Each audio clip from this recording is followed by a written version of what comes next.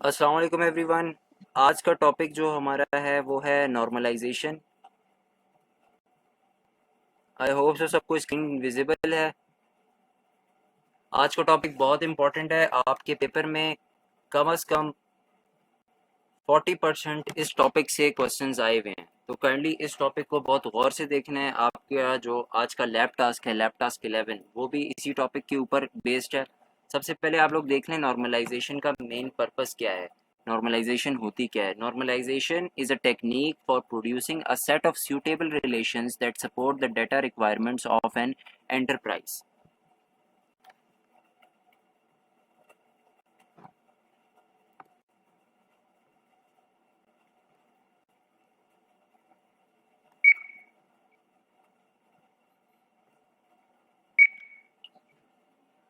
Okay class, हम लोग normalisation को डिस्कस कर रहे थे। नॉर्मलाइजेशन का हमने पर्पस देखा है। अब हम लोग देखते हैं नॉर्मलाइजेशन। अगर मैं आप लोगों को उर्दू में इसकी एक छोटा सा ब्रीफ डिस्क्रिप्शन दूं, तो आपके पास एक लार्ज टेबल है एक डेटाबेस का, जिसके अंदर हर एक चीज़ उस एंटिटी टाइप के अकॉर्डिंग सारे एट्रीब्यूट्स उसने डिफाइन किए हुए। नॉर्मलाइजेशन क्या करती है कि जो आपकी एंटिटीज़ जो रिपीट हो रही होती हैं या कुछ सेम कैरेक्टरिस्टिक्स होती हैं उसमें, वो उनको रिड्यूस करती है। जो लेट आए हैं वो क्लास की रिकॉर्डिंग देख लें और वहाँ से कंटिन्यू कर लें। अभी जहाँ से मैं बता रहा हूँ वहाँ से आप साथ कंटिन्यू करें क्लास के। अब suitable relations क्या होते हैं? The characteristics of a suitable set of relations include the following: the minimum number of attributes necessary to support the data requirements of the enterprise, attributes with a close logical relationship described as functional dependency। यहाँ पे हमारे पास जो है functional dependency का concept है। Functional dependency क्या होती है ये मैं आप लोगों को आगे जाके डिटेल में समझाऊंगा कि फंक्शनल डिपेंडेंसी क्या होती है। बेनिफिट्स क्या हैं? The benefits of using a database that has a suitable set of relations are easier for the user to access and maintain the data। अब किसी डेटाबेस के अंदर सूटेबल रिलेशन सेट्स हैं पहले के, तो उसका क्या फ़ायदा है यूज़र को? उसका यूज़र को ये फ़ायदा है कि यूज़र को एक्सेस करना ज़्यादा ईजी है और वो मेंटेन ज़्यादा अच्छे तरीके से कर सकता है। Take up minimum storage space on computer. और ये जो है मिनिमम स्टोरेज भी लेती है। अब मिनिमम स्टोरेज कैसे लेती है? मिनिमम स्टोरेज इस तरह लेती है कि जैसे फॉर एग्जांपल आप लोग आप लोगों के पास एक सेम एट्रीब्यूट जो है वो 1 लाख दफ़ा रिपीट हो रहा है। इसकी बनिस्बत आप उसी सेम एट्रीब्यूट को आप एक बार डिफाइन कर देते हैं और सब टेबल्स के अंदर प्राइमरी एंड फॉरेन की लगा के उसको रिलेट कर रहे हैं। अब आप लोगों का डाटा जो है वो रिपीट नहीं हो रहा, तो वो स्टोरेज भी कम ही लेगा।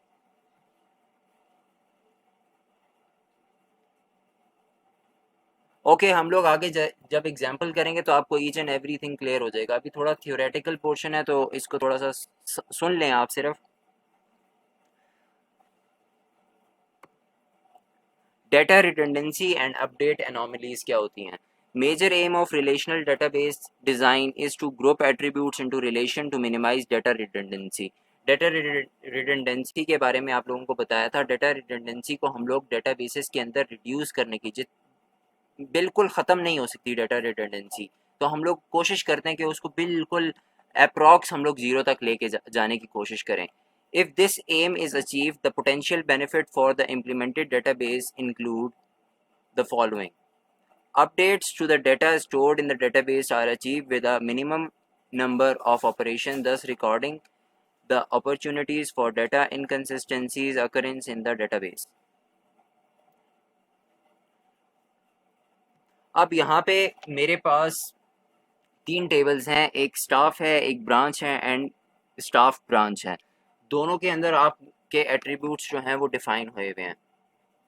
नेक्स्ट आप लोग देख लें यहाँ पे ये डिटेल्ड आप लोगों के पास 3 टेबल्स बने हुए हैं जिनके अंदर डिफरेंट डाटा सेट्स हम लोगों ने लिखे हुए हैं। तो आप यहाँ पे ये देख सकते हैं कि ब्रांच नंबर जो है वो यहाँ पे भी रिपीट हो रहा है, ब्रांच नंबर यहाँ पे भी रिपीट हो रहा है एंड ब्रांच नंबर यहाँ पे भी रिपीट हो रहा है। उसके बाद ब्रांच एड्रेस है, तो ये ब्रांच एड्रेस। तो हम लोग नॉर्मलाइजेशन में ये करते हैं कि कैरेक्टर स्टिक्स वाइज उसको हम लोग डिफरेंट टेबल्स के अंदर डिवाइड कर देते हैं। फिर उसमें हमारे 5 नॉर्मल फॉर्म्स हैं। पहले फर्स्ट स्टेप में हम क्या करते हैं, सेकंड स्टेप में क्या करते हैं, वो जब हम आगे एग्जाम्पल पे जाएंगे तो हम उसको देखेंगे। नेक्स्ट है हमारे पास टाइप ऑफ अपडेट एनोमलीज। अब जब हमारे पास पहले फाइल प्रोसेसिंग सिस्टम था, तो फाइल प्रोसेसिंग सिस्टम में आप लोगों को जैसे पता है कि उसके बाद हम लोगों ने डेटाबेस को इंट्रोड्यूस कराया था। फाइल सिस्टम में हमारे पास कुछ ड्रॉबैक्स थे, बल्कि बहुत ज़्यादा ड्रॉबैक्स थे कि उसमें कोई भी डाटा इंसर्ट नहीं हो सकता, कोई डाटा मॉडिफाई नहीं हो सकता था। उसके अंदर हम लोग टेप्स के ऊपर हम लोग डाटा स्टोर करते थे, तो हम उसको इरेज भी मुश्किल से कर सकते थे या कर ही नहीं सकते थे। तो इसलिए हम लोगों ने डाटाबेस को इंट्रोड्यूस किया, और डेटाबेस के अंदर हमें डेटाबेस अपडेट एनॉमलीज़ के अंदर क्या क्या ऑपरेशंस इंक्लूड हैं कि हम लोग उसमें इंसर्शन कर सकते हैं, डिलीशन कर सकते हैं एंड मॉडिफिकेशन कर सकते हैं। मॉडिफिकेशन का मतलब है अपडेशन कर सकते हैं। नेक्स्ट है, अब हमारे पास आ जाता है फंक्शनल डिपेंडेंसीज। अब फंक्शनल डिपेंडेंसी क्या होती है? Important concept associated with normalisation. Functional dependency describe relationship between attributes and could be defined as, for example, if A and B are attributes of a relation R. अगर A और B कोई भी attributes हैं किसी भी relation R के, B is functionally dependent on A denoted. अब यहाँ पे देखें, अगर कोई भी एक एट्रीब्यूट दूसरे एट्रीब्यूट के ऊपर डिपेंडेंट है तो उसको किस तरह डिनोट किया जाएगा? इसका क्या मतलब है कि जो बी है वो डिपेंड कर रहा है ए के ऊपर। If each value of A in R is associated with exactly one value of B in R, functional dependency is a property of the meaning or semantic of the attributes in a relationship. Next है, अगर आपको ये define करना है, अब हम लोग उसकी टर्मिनोलॉजीज को देख रहे हैं कि हम उसको किस तरह कॉल कर सकते हैं या हम उसका क्या नाम दे सकते हैं। जैसे फॉर एग्जांपल डिटर्मिनेंट का क्या फंक्शन है यहाँ पे? The determinant of a functional dependency refers to the attribute or group of attributes on the left hand side of the arrow. Arrow के लेफ्ट हैंड साइड पे जो भी हमारे पास मौजूद होगा, तो यहाँ पे हम लोग क्या बोलेंगे? A is a determinant of B. B is B is functionally dependent on A. अगर आपके पास इस तरह लिखा हुआ है तो आप इसको ये बोलोगे कि B is functionally dependent on A, या इसको दूसरा नाम बोलोगे कि A is a determinant of B. ये सिंपल टर्मिनोलॉजीज हैं कि हम लोग उसको किस तरह कॉल कर सकते हैं। अब और एग्जांपल से आपको ज़्यादा अच्छी तरह डिफाइन होगा। यहाँ पे दो टेबल्स हम लोगों ने लिए हुए हैं, स्टाफ नंबर एंड पोजीशन। मैं इनको टेबल नंबर बोल रहा हूँ, आप सिंपल ये भी बोल सकते हैं कि दो एंटिटी टाइप्स हैं, स्टाफ नंबर है एंड पोजीशन है। अब यहाँ पे क्या लिखा हुआ है? Staff number functionally determines position and position is a determinant of staff number. Staff number S L कोई भी हम लोगों ने वैल्यू ली हुई है, तो फिर हमारे पास आ जाती है फंक्शनल डिपेंडेंसी की एग्जांपल है एक, the relationship between staff number and position is one two one relationship. One two one relationship किस तरह है? कल का लेक्चर जिसने लिया है उसको इस चीज़ की बहुत अच्छी तरह अंडरस्टैंडिंग हो गई है कि वन टू वन रिलेशनशिप क्या होता है, वन टू मैनी कैसे हम लोग डिनोट करते हैं, और हम लोग मिनिमम केसेस को देखते हैं कि मिनिमम वैल्यू क्या है और मैक्सिमम वैल्यू क्या है। मिनिमम वैल्यू जो होती है वो या ऑप्शनल होती है या वन होती है, एंड मैक्सिमम वैल्यू जो है वो हमारे पास मैनी होती है। On the other hand, the relationship between position and staff number is one two many. अगर मैनी है तो आप मैनी को हिस्टेरिक से भी डिनोट कर सकते हो, मैनी को एन से भी डिनोट कर सकते हो। डिफरेंट हमारे पास सिंबल्स हैं किसी भी मैनी को रिप्रेजेंट करने के लिए। आतिफ खान, आपका जो भी क्वेश्चन है आप पूरा क्वेश्चन टाइप करें kindly. There are several staff numbers associated with a given position. For the purpose of normalization, we are interested in identifying functional dependencies between attributes of a relationship that have a one-to-one relationship. A functional dependency is a property of relational schema intension and not a property of a particular instance of the schema extension.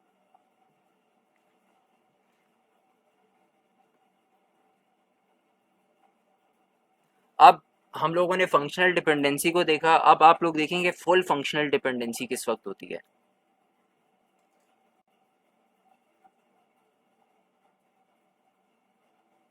Anas Hafeez, आपके लिए last warning है, अब अगर आपने कोई भी इस तरह का इररेलेवेंट मैसेज किया तो आपको मैं किक आउट कर दूंगा क्लास से। अच्छा, determinant should have the minimal number of attributes necessary to maintain the functional dependency with the attribute on the right hand side. Full functional dependency indicates that if A and B are attributes of a relation, B is fully functional dependent on A. if B is functionally dependent on A but not on any proper subset of A. अब subsets क्या होते हैं, अगर A का आपने subset देखना है तो वो किस तरह देखेंगे, ये मैथ का लेक्चर है एंड आप एज अ 4 सेमेस्टर स्टूडेंट मैं ये एक्सपेक्ट करूंगा कि आपको सबसेट का मतलब पता होगा एंड सबसेट क्या होता है उसके बारे में थोड़ी बहुत डिटेल होगी। अगर आपको नहीं पता तो आप यूट्यूब पे देखें या फिर आप लोगों ने, मेरा ख्याल है कि आपने मल्टीवेरिएट कैलकुलस सही तरह नहीं पढ़ी। A functional dependency A arrow हम लोगों ने बी लिखा है और इसको हम लोग क्या बोलते हैं, मैंने आप लोगों को पीछे क्लास में बताया था, अगर किसी को पता है तो चैट बॉक्स में मुझे इसका आंसर दे।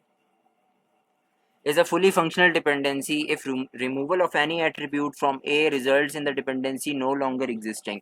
दो टेबल्स हैं, staff number and branch number.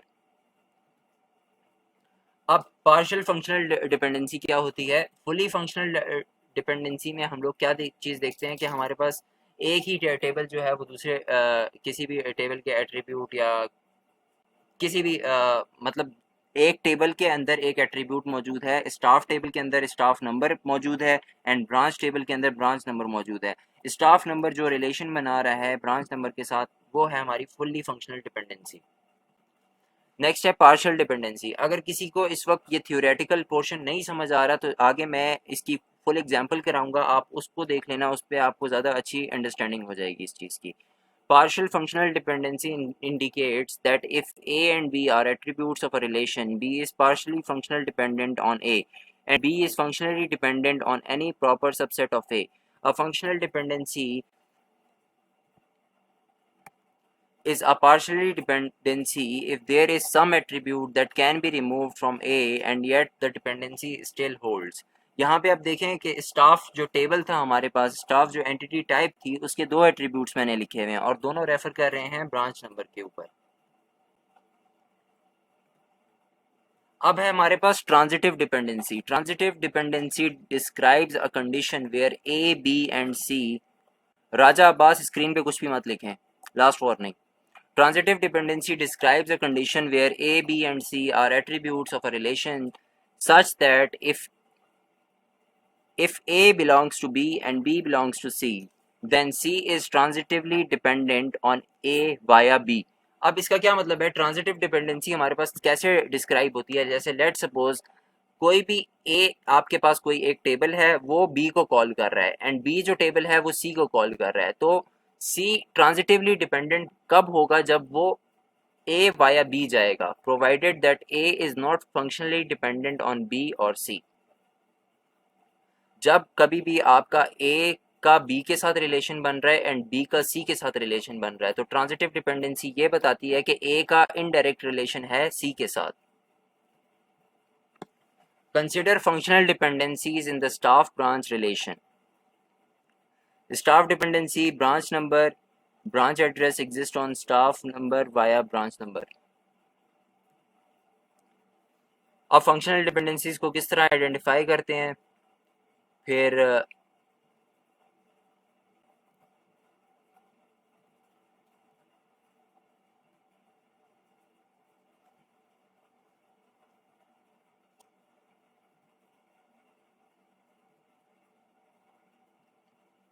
ये मेन टॉपिक है आपका कि identifying primary keys using functional dependencies. Functional dependencies को यूज करके हम लोग सबसे पहले प्राइमरी कीज किसी भी टेबल के अंदर आइडेंटिफाई करते हैं। Main purpose of identifying a set of functional dependencies for a relation is to specify the set of integrity constraints. Integrity constraint यहाँ पे है primary key that must hold on a relation. An important integrity constraint to consider first is the identification of candidate keys on which is selected to be the primary key of the relation. Next पे है staff branch relation has 5 functional dependencies. कोई भी staff branch एक relation है, relation का मतलब है कि एक टेबल है उसके अंदर 5 फंक्शनल डिपेंडेंसीज हैं। अब वो क्या क्या हैं, the determinants are staff number, branch address, branch number, position, and branch address and position. To identify all candidate keys, identify the attribute or group of attributes that uniquely identifies each tuple in this relation. All attributes that are not part of a candidate key should be functionally dependent on the keys. The only candidate key and therefore primary key for staff branch relation is staff number, as all other attributes of a relation are functionally dependent on staff number. Okay अब हम लोग इसकी practical implementation पे चले जाते हैं. ये theoretical portion था, ये भी इम्पोर्टेंट है आप लोगों के लिए.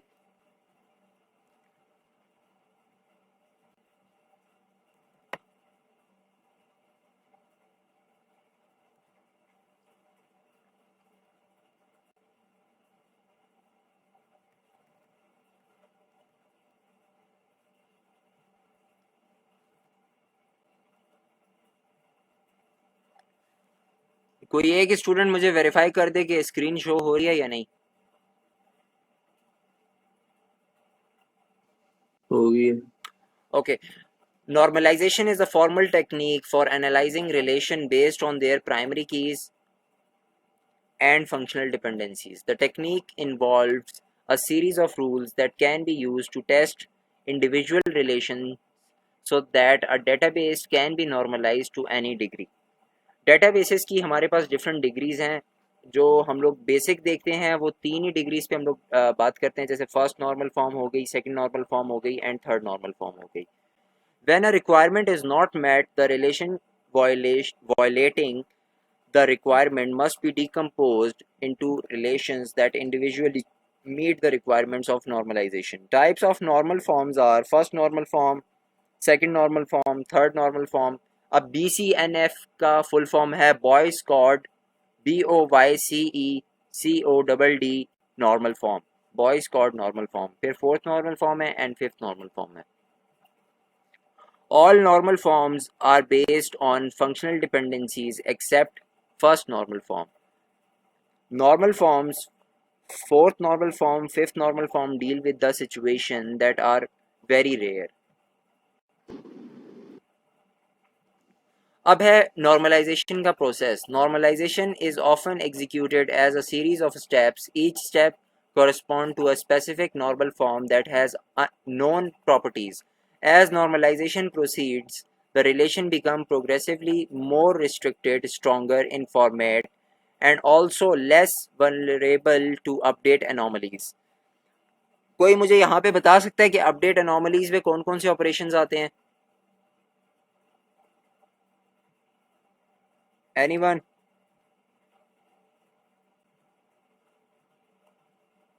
Okay, for a relational data model, it is important to recognize that it is only first normal form that is critical in creating relations.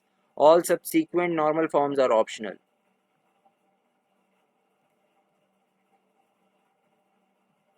However, to avoid the update anomalies, it is generally recommended that we proceed to at least third normal form. आपको screen पे एक data source show हो रही है जिसमें user है, फिर user requirement specifications हैं. उसके बाद आप लोगों को नीचे सेकंड लाइन में अननॉर्मलाइज्ड फॉर्म की जो शॉर्ट फॉर्म है वो UNF है. उसके बाद अननॉर्मलाइज्ड फॉर्म के बाद आप टेबल को फर्स्ट नॉर्मल फॉर्म में कन्वर्ट करते हो. फर्स्ट नॉर्मल फॉर्म में करने के लिए आप रिपीटिंग ग्रुप्स को जो है वो रिड्यूस करते हो, आप रिपीटिंग ग्रुप्स को ख़त्म करते हो. अगर आपके पास अननॉर्मलाइज्ड फॉर्म का एक टेबल है, आप उसमें रिपीटिंग ग्रुप्स को रिड्यूस करोगे. रिपीटिंग ग्रुप्स को मतलब कि आप रिपीटिंग जितनी भी एट्रीब्यूट्स आपके रिपीट हो रहे हैं, आपकी कोशिश ये होगी कि आप उनको रिमूव करो. फर्स्ट नॉर्मल फॉर्म से सेकंड नॉर्मल फॉर्म में चेंज करने के लिए आप पार्शियल डिपेंडेंसी को रिमूव करते हो, एंड सेकंड नॉर्मल फॉर्म से थर्ड नॉर्मल फॉर्म में मूव होने के लिए आप ट्रांजिटिव डिपेंडेंसी को रिड्यूस करते हो या रिमूव करते हो. आपके पास एक टेबल है अननॉर्मलाइज्ड फॉर्म में, अ टेबल दैट कंटेन्स वन और मोर रिपीटिंग ग्रुप्स.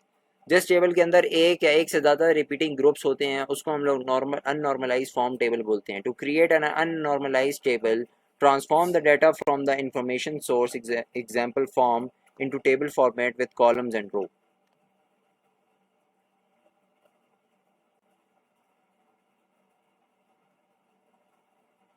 क्या चीज़ नहीं हो रही? काइंडली मैसेज अगर करते हैं तो पूरा क्वेश्चन पूछा करें कि आपकी बात किसी और को भी समझ आ सके। ओके, मैं आप लोगों को एक एग्जांपल देता हूँ।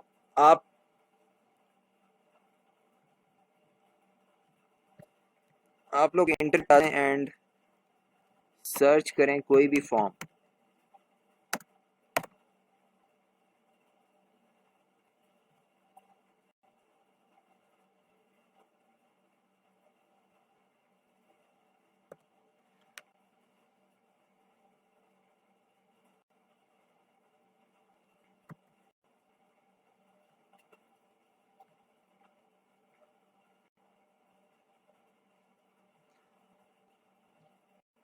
ओके, ये स्क्रीन पे आपको एक फॉर्म शो हुआ है जिसके अंदर आपके पास स्टूडेंट का नाम पूछा हुआ है फर्स्ट एंड लास्ट, उसके बाद स्टूडेंट आईडी पूछा हुआ है, डेट ऑफ बर्थ पूछी हुई है। अगर मैं आप लोगों को बोलता हूं कि इस सारे डाटा की इस सारे फॉर्म की एक डेटाबेस बनाओ, तो इस वक्त एट दिस टाइम आप क्या करोगे? सबसे पहले एक डेटाबेस क्रिएट करोगे, उसके अंदर एक टेबल बनाओगे और उस एक टेबल के अंदर ये सारे एट्रीब्यूट्स को लाइन वाइज लिख दोगे। ठीक है? किसी भी अननॉर्मलाइज फॉर्म टेबल बनाने के लिए, अननॉर्मलाइज फॉर्म रिलेशन बनाने के लिए आप, ये कौन था?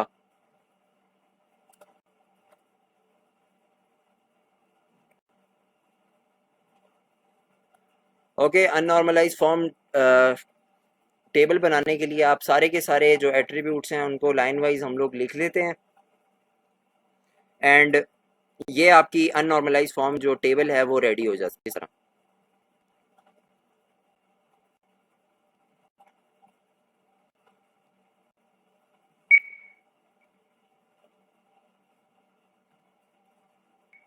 ओके, मीटिंग टाइम एंड हो गया था, तो फिर से स्टार्ट करते हैं। To create an unnormalize table, transform the data from the information source example form into table format with columns and rows. आपके पास ये एक फॉर्म है, HTML फॉर्म इसको बोल सकते हैं कि ड्रीम होम लीज के नाम से है, और इसके अंदर आपके पास क्लाइंट नंबर है, एक एट्रीब्यूट है, फुल नेम है, प्रॉपर्टी नंबर है, प्रॉपर्टी एड्रेस है, ओनर नंबर है, फुल नेम है ओनर नंबर का, फिर मंथली रेंट है, रेंट स्टार्ट है एंड रेंट फिनिश है। जब कभी आपको बोला जाए इस तरह का, आप लोगों को क्वेश्चन आएगा पेपर में कि इसको अननॉर्मलाइज फॉर्म में कन्वर्ट करो, अननॉर्मलाइज फॉर्म में कन्वर्ट करने के बाद फर्स्ट नॉर्मल फॉर्म में चेंज करो, सेकंड नॉर्मल फॉर्म में एंड थर्ड नॉर्मल फॉर्म में। यहाँ पे देखें, आपने क्लाइंट रेंटल के नाम से एक डेटा टेबल क्रिएट कर दिया है और उसके अंदर क्लाइंट नंबर है, क्लाइंट नेम है, प्रॉपर्टी नंबर है, प्रॉपर्टी एड्रेस है, rent start, rent finish, rent, owner number and owner name. तो इस तरह आपने टेबल बना दी है। अब आपने सबसे पहले जो है सेम डाटा को आपने रिमूव करना है। फर्स्ट नॉर्मल फॉर्म में क्या होगा? A relation in which the intersection of each row and column contains one and only one value. Unnormalize form से फर्स्ट नॉर्मल फॉर्म में किस तरह हम लोग जाएंगे? नॉमिनेट एन एट्रीब्यूट और group of attributes to act as the key for the unnormalize table. जी बिल्कुल, आज की क्लास को जो सही सीरियसली नहीं ले रहा, तो ये चीज़ मैं नोट कर रहा हूँ, और इस क्लास के आप लोगों के साथ इंशाल्लाह जो लेक्चर नोट्स हैं वो भी शेयर नहीं होंगे, आप लोगों को इसी वीडियो से देखना पड़ेगा एंड ये लेक्चर मैं रिपीट भी नहीं करूँगा। Identify the repeating groups in the unnormalized table which repeats for the key attributes. Remove the repeating groups by entering appropriate data into the empty columns of rows containing the repeating data. यहाँ पे क्या होता है कि आप जब repeating groups को आप रिमूव करोगे, उसके दो दो तरीके हैं आपके पास। या तो आप फ्लैटनिंग कर दो। फ्लैटनिंग द टेबल का क्या मतलब है कि आप उस कॉलम के या उस रो के अंदर जो रिपीटिंग जो डाटा है उसको आप लिख दो। दूसरा स्टेप है by placing the repeating data along with a copy of original key attributes into a separate relation. यहाँ पे एग्जाम्पल पे आप देख सकते हैं कि जो पहले हमारे पास अननॉर्मलाइज फॉर्म टेबल था, उसमें ये जो आपके पास जो एंट्रीज थी ये मिसिंग थी, आपके पास कुछ भी नहीं लिखा हुआ था इसमें। तो आपने फर्स्ट नॉर्मल फॉर्म में क्या किया है कि अगर यहाँ पे जॉन के लिखा हुआ है तो जॉन के आपने सेम नीचे लिख दिया एज इट इज़, और CR76 है तो CR76 यहाँ पे लिख दिया, CR56 यहाँ पे लिख दिया। तो आपने रिपीटिंग डाटा जो है वो लिख दिया आपने। यहाँ पे आप देख सकते हैं CR76 जॉन के, फिर एलिन स्टीवर्ट किसी का नाम है, वो इसने लिख दिया सेम, तो ये फर्स्ट नॉर्मल फॉर्म आपकी बन गई। इसके बाद functional dependencies of client rental relation. Functional dependency का क्या मतलब है कि आपने आइडेंटिफाई करना है कि किसके साथ आपका कौन सा एट्रीब्यूट जो है उसके ऊपर प्राइमरी की लग सकती है एंड वो दूसरी टेबल के साथ रिलेट कर सकता है। मैंने यहाँ पे दो एट्रीब्यूट्स के ऊपर प्राइमरी की लगा के उनके ऊपर फंक्शनल फंक्शनल डिपेंडेंसी आप देख सकते हैं यहाँ पे आप लोगों को स्क्रीन शो हो रही होगी। आपने सेम एट्रीब्यूट्स के नाम लिखे हुए हैं, आपने इंजर्शन को मिटा दिया है। अब आप लोगों को मैं सिंपल बता रहा हूँ कि सबसे पहले आपने पहले स्टेप में क्या किया है कि आपने client number and property number आपने सिलेक्ट कर दिया है जिनके ऊपर आपने प्राइमरी की लगाना है। उसके बाद आप लोग ये देखें कि प्रॉपर्टी नंबर से आप लोगों को रेंट के बारे में पता लग सकता है कि रेंट कब स्टार्ट हो रहा है, रेंट कब फिनिश हो रहा है। अब अगर आप पार्शियल डिपेंडेंसी की बात करें, देखें आपके पास एक कंप्लीट टेबल है जिसके अंदर 1 2 3 4 5 6 7 8 9 एट्रीब्यूट्स हैं। एक टेबल के अंदर आपके पास 9 एट्रीब्यूट्स मौजूद हैं। 9 टेबल्स के अंदर 9 एट्रीब्यूट्स के अंदर से आपने सिर्फ दो एट्रीब्यूट्स के ऊपर प्राइमरी की लगाया है। एक एट्रीब्यूट है क्लाइंट नंबर, दूसरा एट्रीब्यूट है प्रॉपर्टी नंबर। जब कभी भी आपके दोनों एट्रीब्यूट्स किसी भी रिलेशनशिप में इन्वॉल्व होंगे तो वो हमारा कहलाएगा फंक्शनल डिपेंडेंसी। जब कभी उन दो में से कोई एक किसी दूसरे एट्रीब्यूट्स के साथ रिलेशनशिप बनाएगा लेकिन उनका जो एक जो है वो कोई पार्टिसिपेट नहीं कर रहा रिलेशनशिप में। जैसे आप फॉर एग्जांपल पहली एग्जांपल में देखें जहाँ पे FD1 लिखा हुआ है, तो client number and property number जो है वो दोनों रिलेशन बना रहे हैं rent start and rent finish के साथ। जबकि आपका जो रिलेशनशिप है क्लाइंट नंबर और क्लाइंट नेम का, वो क्लाइंट नंबर जो है वो क्लाइंट नेम जो है वो क्लाइंट नंबर पे डिपेंडेंट है, प्रॉपर्टी नंबर पे डिपेंडेंट नहीं है। तो यहाँ पे ये जो है ये पार्शियल डिपेंडेंसी आपकी हो रही है। आपके पास पार्शियल डिपेंडेंसी की एक और एग्जांपल भी है कि मैंने आप लोगों को ये बोला है कि कोई भी आपकी फुल्ली फंक्शनल डिपेंडेंसी या फंक्शनल डिपेंडेंसी आपकी उस वक्त होगी जिस वक्त आपके टेबल के अंदर जो एट्रीब्यूट्स हैं जिनके ऊपर प्राइमरी कीज लगी हुई हैं वो दोनों के दोनों सेम आपके रिलेट करेंगे किसी और एट्रीब्यूट के साथ। अगर वो कर रहे हैं तो वेल एंड गुड, उनके ऊपर प्राइमरी की भी लगी हुई है और वो फुल्ली फंक्शनल भी हैं। अगर वो नहीं कर रहे, अगर उन दोनों में से कोई एक रिलेशन बना रहा है किसी और एट्रीब्यूट के साथ, तो उसको पार्शियल डिपेंडेंसी बोला जाता है। जैसे आप property number and client number में से सिर्फ क्लाइंट नंबर जो है वो रिलेशन बना रहा है क्लाइंट नेम के साथ, इसलिए वो पार्शियल डिपेंडेंसी है। इसी तरह आप देखें FD3 में प्रॉपर्टी नंबर जो है वो सिंगल प्रॉपर्टी नंबर जो है वो रिलेशन बना रहा है प्रॉपर्टी एड्रेस के साथ, रेंट के साथ, ओनर नंबर के साथ एंड ओनर नेम के साथ। अगर आप लोगों के पास प्रॉपर्टी नंबर है तो आप लोगों को प्रॉपर्टी एड्रेस भी मिल जाएगा, रेंट भी मिल जाएगा, ओनर नंबर भी मिल जाएगा एंड ओनर नेम भी मिल जाएगा। प्रॉपर्टी एड्रेस के लिए आपको क्लाइंट नंबर की ज़रूरत नहीं है, प्रॉपर्टी रेंट के लिए आपको क्लाइंट नंबर की ज़रूरत नहीं है, ओनर नंबर के लिए आपको क्लाइंट नंबर की ज़रूरत नहीं है, ओनर नेम के लिए आपको क्लाइंट नंबर की ज़रूरत नहीं है। Partial dependency and functional dependency में ये फ़र्क है।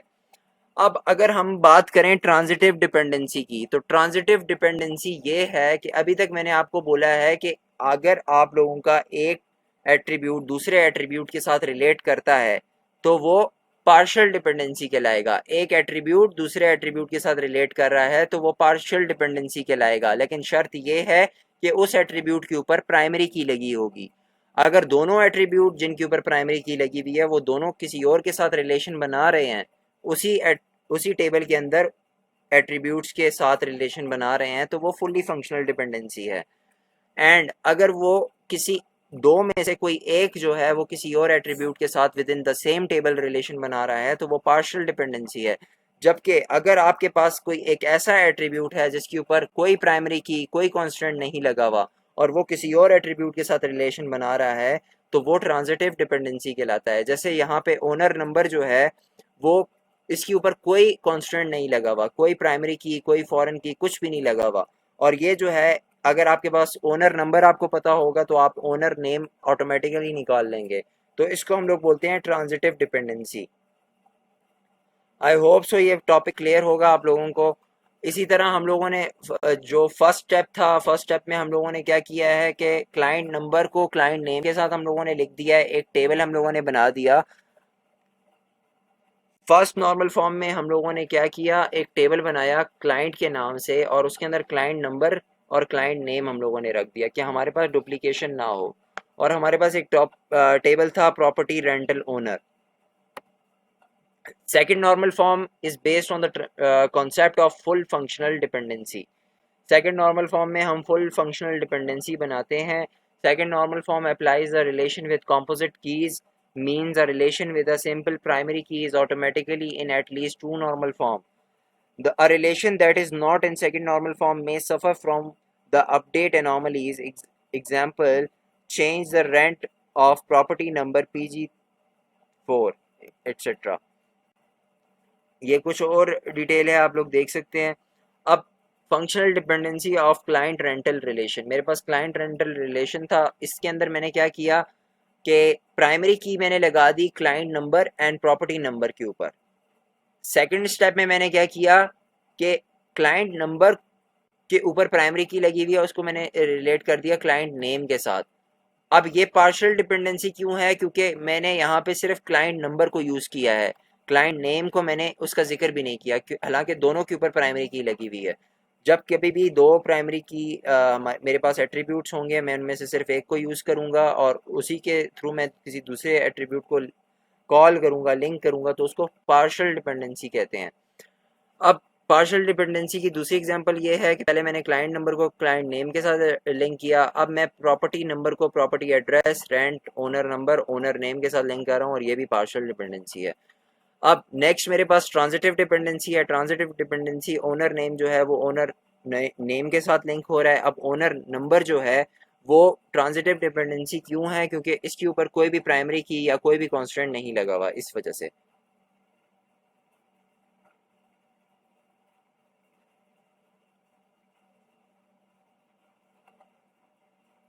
जी आप नेक्स्ट सारी क्लासेस लगाएं, इंशाल्लाह इसको रिजॉल्व कर देंगे, कोई इशू नहीं है। By removing partial functional dependency हमने तीन टेबल्स क्रिएट कर लिए। हमारे पास एक सिंपल टेबल था, उस टेबल को हम लोगों ने, देखें आपके पास जो मेन जो टेबल था उसका नाम क्या है, client rental. Client rental relation आपके पास मेन टेबल है आप लोगों का, जिसके अंदर मैंने आप लोगों को अननॉर्मलाइज फॉर्म में दिखाया है उसको। क्लाइंट रेंटल एक रिलेशन है जिसके अंदर ये सारे एट्रीब्यूट्स आपके मौजूद हैं, ये सारे एट्रीब्यूट्स आपके उसके अंदर मौजूद हैं। आप लोगों ने क्या किया है, उसको अब आप लोग डिफरेंट सेक्शंस में उसको तोड़ के लिख रहे हो आप। जैसे आपने एक उस टेबल से एक और टेबल बना दिया क्लाइंट का, फिर क्लाइंट के अंदर आपने दो एट्रीब्यूट्स ले लिए, फिर आप प्रॉपर्टी रेंटल ओनर आपने एक और टेबल बना दिया, उसके अंदर आपने डिफरेंट और एट्रीब्यूट्स ले लिए, लेकिन क्लाइंट नेम को रिपीट नहीं किया आपने। नेक्स्ट स्टेप में आ जाओ।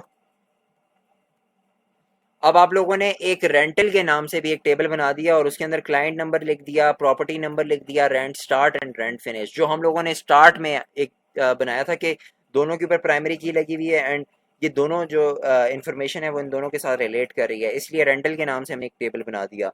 फिर प्रॉपर्टी ओनर का एक टेबल हम लोगों ने बना दिया।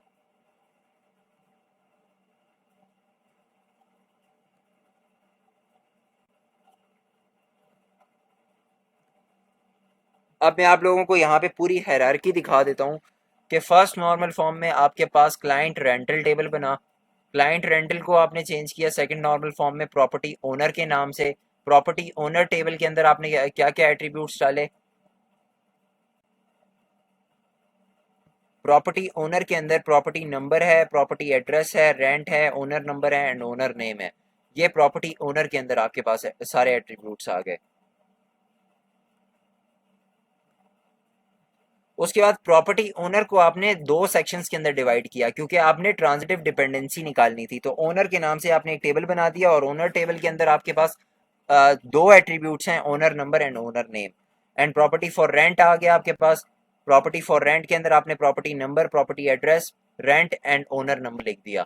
अब यहाँ पे एक सिंपल सी चीज देखें कि आपके पास जो टेबल था, आप लोग टेबल्स को मतलब आप तोड़ के लिख रहे हो उसके अंदर। पहले आपके पास था प्रॉपर्टी ओनर, प्रॉपर्टी ओनर के अंदर आपके पास प्रॉपर्टी नंबर है, प्रॉपर्टी एड्रेस है, रेंट है, ओनर नंबर है एंड ओनर नेम है।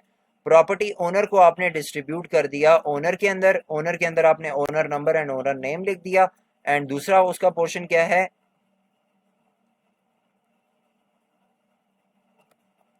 Property for rent, property for rent के अंदर प्रॉपर्टी नंबर आ गया, प्रॉपर्टी एड्रेस आ गया, रेंट आ गया एंड ओनर नंबर आ गया। अब आप लोगों में से कोई क्वेश्चन ये पूछ सकता है कि ओनर नंबर आपके पास प्रॉपर्टी फॉर रेंट टेबल के अंदर भी है, ओनर टेबल के अंदर भी ओनर नंबर है, तो ये क्यों है? देखें, आप जब कभी भी इसको रिलेट करना चाहेंगे तो आप ओनर नंबर से, अगर आपको ओनर नंबर पता है तो आपका ओनर नेम आपका डायरेक्टली आ जाएगा आपके पास, इसलिए ये प्राइमरी एंड फॉरेन की लगी हुई है इसके ऊपर। तो इस तरह आप किसी भी टेबल को, किसी भी फॉर्म को आप नॉर्मलाइज फॉर्म में लिख सकते हो। अननॉर्मलाइज फॉर्म में लिखोगे, अननॉर्मलाइज फॉर्म के बाद आप उसमें देखोगे कि आपने किस किस टेबल के ऊपर प्राइमरी की लगानी है एंड फिर उन प्राइमरी कीज़ के साथ कौन कौन से एट्रीब्यूट्स जो हैं वो रिलेट कर रहे हैं।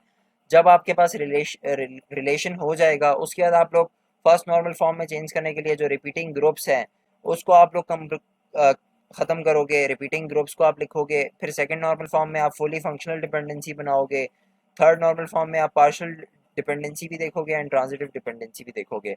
इस तरह आप कोई भी टेबल की नॉर्मलाइजेशन आप कर सकते हो एंड उसको अननॉर्मलाइज फॉर्म से नॉर्मलाइज फॉर्म में लिख सकते हो। यहाँ पे अब आप देखें सेकंड नॉर्मल फॉर्म में क्या लिखा है, a relation that is in first normal form and every non-primary key attribute is fully functional dependent on the candidate key.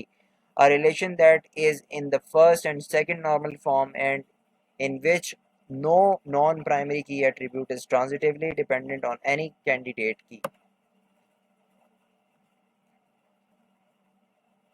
So यहाँ तक आप लोगों का जो है नॉर्मलाइजेशन जो है वो कंप्लीट हो गई है। नेक्स्ट हमारा जो टॉपिक है वो एडवांस नॉर्मलाइजेशन है, ये हम लोग नेक्स्ट लेक्चर में करेंगे। आप लोगों का लैब टास्क में आप लोगों को बता देता हूँ, आपके पास ये जो री एडमिशन एप्लीकेशन फॉर्म है, अगेन रिपीट कर रहा हूँ, जो आप लोगों का री एडमिशन एप्लीकेशन फॉर्म है, आप लोगों ने इस फॉर्म को सबसे पहले आप लोगों ने इसका अननॉर्मलाइज फॉर्म लिखना है। अननॉर्मलाइज फॉर्म लिखने के बाद आपने इसको फर्स्ट नॉर्मल फॉर्म में कंप्लीट रिड्यूस करना है, फर्स्ट नॉर्मल फॉर्म से सेकंड नॉर्मल फॉर्म में, सेकंड नॉर्मल फॉर्म से थर्ड नॉर्मल फॉर्म में। थर्ड नॉर्मल फॉर्म में बनाने के बाद आपने पूरी हायरार्की लिखनी है, जिस तरह मैंने आप लोगों को एक एग्जांपल में बताया है, आपने सेम इसी तरह करना है एंड यही आप लोगों का लैब टास्क 11 है। लैब टास्क 11 की आप लोगों के पास जो ड्यू डेट है वो 2 दिन की मैं दे रहा हूँ। आपने फ्राइडे को ये जो मैंने आप लोगों को जो टास्क असाइन किया है, आपने फ्राइडे को ये जो टास्क है ये कंप्लीट करना है।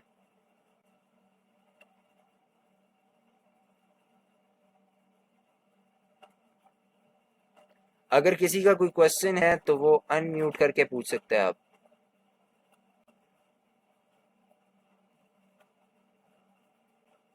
या चैट बॉक्स में पूछ लें या अनम्यूट करके पूछ लें।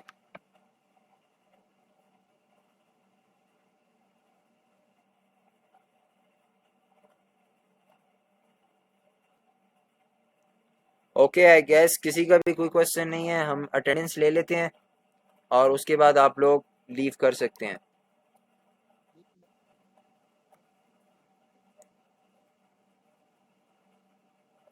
जी मैं अटेंडेंस ले रहा हूँ, कोई एक स्टूडेंट आपकी क्लास में से जो है वो मुझे बता देगा कि कौन कौन आया कौन कौन नहीं आया, मैं अटेंडेंस लगा लूँगा। ओके क्लास, आज के लिए इतना ही, थैंक यू, अल्लाह हाफिज़।